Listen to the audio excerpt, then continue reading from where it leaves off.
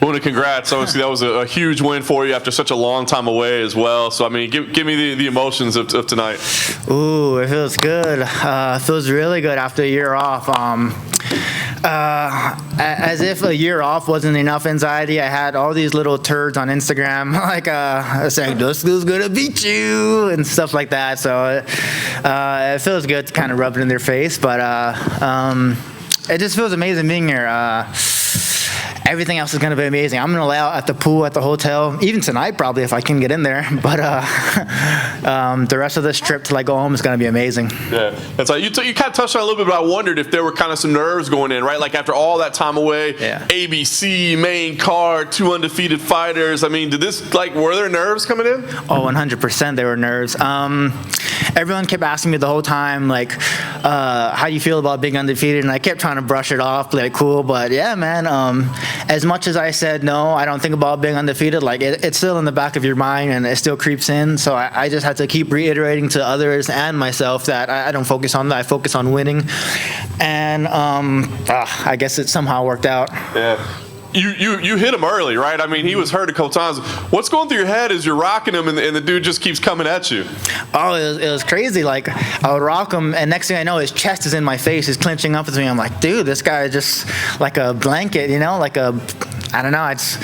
He was a tough guy. He was undefeated for a reason, and it just felt amazing to go out there and be able to do that against such an amazing fighter. Yeah, like I said, everything's going your way, right? Everything's going good, and then the whole mouthpiece thing, and there's a timeout and a pause. What's going on through that? Because I wonder if it's difficult to kind of stay in the moment and stay focused. You know what I mean, or to potentially have your concentration broken. Yeah, I don't like to let my mind wander. I try to stay focused on the task. If I was to start thinking like, what's this guy doing? He's stalling. He's gonna get his breath and get his wits back. That's just excuses. I don't want to make excuses.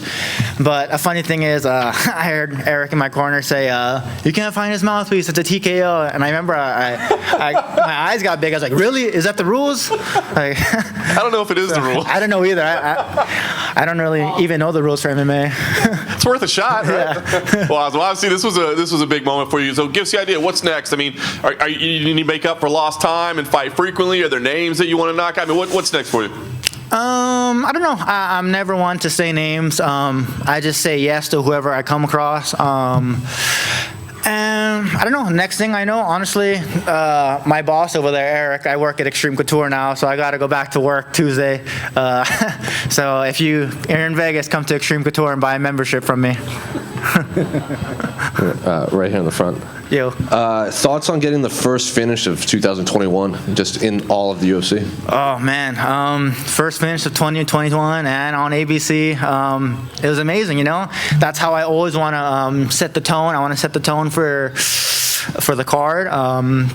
I was the opener, and I wanted to set the tone, and I did set the tone. So it feels good to accomplish that.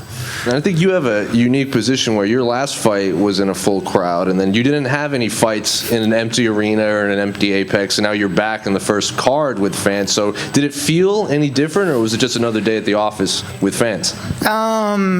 Another day at the office, but at the same time, it's always more empowering every time you get in there because I feel like the stakes are always a little bit higher, and it felt really good. But that first fight, there were like 12 people there. I was the very first fight of the night, so it felt like no one was there.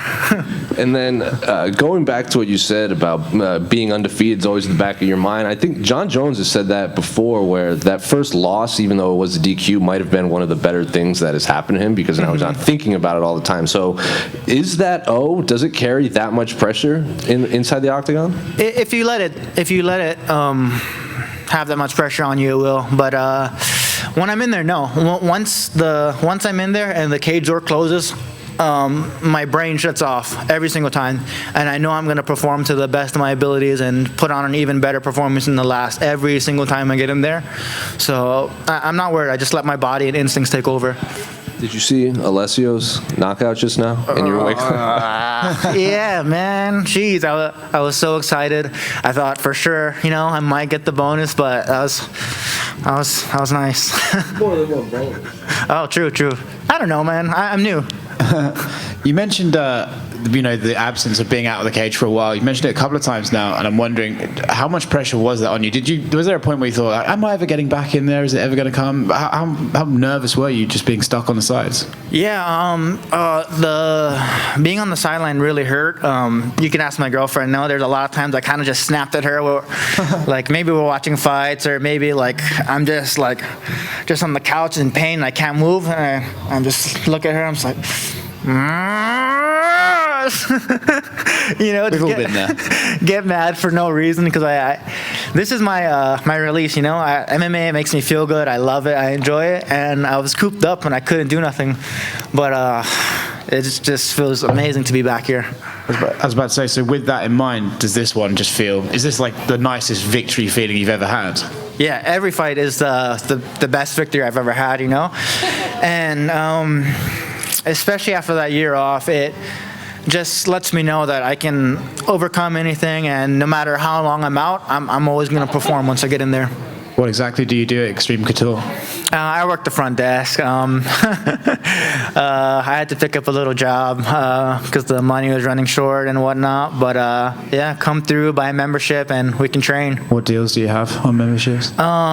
Great deals. I'll cut your enrollment fee by a couple dollars. Not too much, but a couple dollars. Yeah. Thanks, man. If you get the bonus, do you quit on Monday? No. No, I actually really like the job. I envisioned in my head going to work that next day and just giving every member like a fist bump, like good job, man, good job, you're the man, and it's gonna come true now, so it's gonna feel good to do that. Congratulations on the win, bro. Oh, thank you. After a year off, did you expect the fight to go like that? So quick, so brutal, and against such a strong competitor? Was that always the game plan? Yeah, that's always my game plan.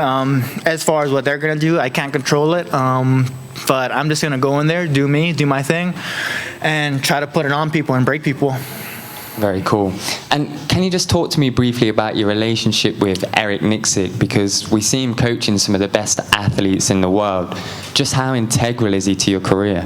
Yeah, it's funny. I call him Poppy. He always says, "Come to Poppy's office," and yes, Poppy. And I go to his office. But not just Eric.